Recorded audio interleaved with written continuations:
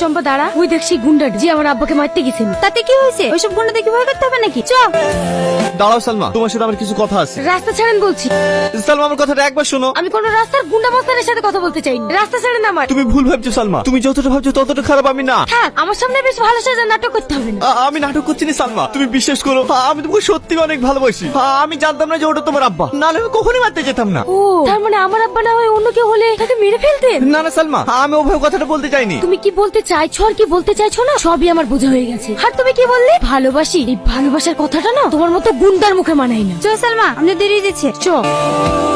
দাদা, কে আপনি? আপনাকে তো চিনতে পারলাম না। আমি আজিজ, আপনার দাদা রুকিল। আপনি এখানে কি করতে এসেছেন? আপনার দাদাই আমাকে পাঠিয়েছে, উনি আপনার সাথে দেখা করতে চান। টনি, এই প্রথমবার তুই কোনো কাজে মিস করলি। কেন ইন্সপেক্টর সামাদকে বললি না? কি হলো বল, জবাব দে। আমি কিছু বলতে পারবো না দাদা। তুই বলতে না পারলে আমি বলছি। ওই শালা ইন্সপেক্টরের মেয়ের সাথে তুই পিরিত করিস না।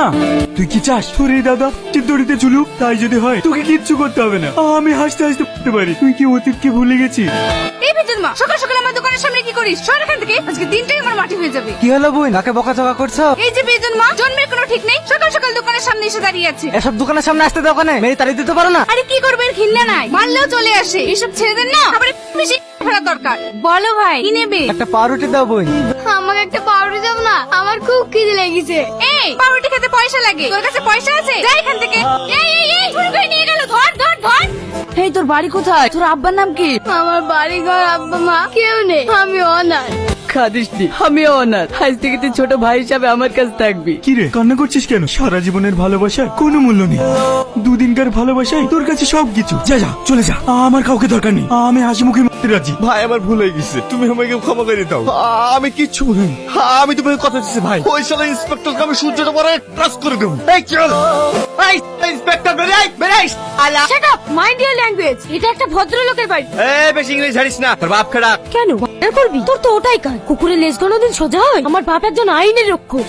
তুই কাকে বাঁচাবি? একজন রেপিস্টকে, একটা মার্ডারারকে, যে 25টা মার্ডার আর 11টা করে জেলে আছে, তাকে বাঁচাবি? তুই জানিস তোর ভাই যে মাগুলোর বুক খালি করেছে তারা এখন কত অনাহারে দিন কাটাচ্ছে? তুই জানিস তোর ভাই যাদেরকে মার্ডার করেছে তাদের পরিবার এখন কতটা অনাহারে দিন কাটাচ্ছে?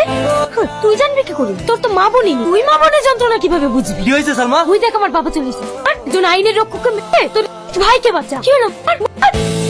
মোহাম্মদ আদালত, আমি আগেই বলেছিলাম আমার মক্কেল শাকিল সম্পূর্ণভাবে নির্দোষ। ওকে চক্রান্ত করে ফাঁসানো হয়েছে, তার বিরুদ্ধে কোনো সাক্ষী পাওয়া যায়নি। তাই আপনার কাছে আমার একটা আবেদন, আমার মক্কেলকে বেকসুর খালাস দেওয়া হোক। মিস্টার রোহন, এই বিষয়ে আপনার কিছু বলার আছে? না জজ সাহেব, আমি আমার সাক্ষীকে হাজির করতে পারলাম না। আদালত এই সিদ্ধান্তে পৌঁছেছে যে আসামি শাকিল খান নির্দোষ, তার বিরুদ্ধে কোনো এভিডেন্স পাওয়া যায়নি, তাই তাকে বেকসুর খালাস দেয়। দাঁড়ান জজ সাহেব, শাকিল খান নির্দোষ না, তার সব প্রমাণ আমার কাছে। Order order order. Inspector Samad, আপনার যা কিছু বলার আছে কাঠগড়ায় এসে বলুন। আপনি যে আমার মক্কেলকে কি বলছেন? আপনার কাছে কি প্রমাণ আছে? প্রমাণ? আপনার মক্কেল শাকিল তার ভিডিও ফুটেজে পেন ড্রাইভ আছে। টনি, তুই কাজটা ঠিক করলি নি, তুই আমার সাথে বেইমানি করলি। আমি বেইমানি করিনি দাদা, তুমি আমার সাথে বেইমানি করেছো। তুমি পারতে আমাকে মানুষের মতো মানুষ তৈরি করতে, কিন্তু না, তুমি আমার হাতে ম্যাশিং তুলি দিয়ে তুমি আমাকে স্থান তৈরি করেছো। তুই একটা মেয়ের জন্য আমার কথা অমান্য করলি। আমি কোনো মেয়ের জন্য তোমার কথা অমান্য করিনি দাদা। ও একজন সৎ ইন্সপেক্টর, আর তুমি হচ্ছে একজন ক্রিমিনাল। যে 25টা রেকর্ড করেছে সে ঝুলবে, কে ঝুলবে? টনি, হ্যাঁ দাদা, এই সমাজকে জঞ্জাল মুক্ত করতে গেলে সৎ ইন্সপেক্টর দরকার, তোমার মতো ক্রিমিনাল না। তুমি আমাকে ক্ষমা করে দাও দাদা। এই চল। তোমাকে অনেক অনেক ধন্যবাদ। এই বুড়ি চল।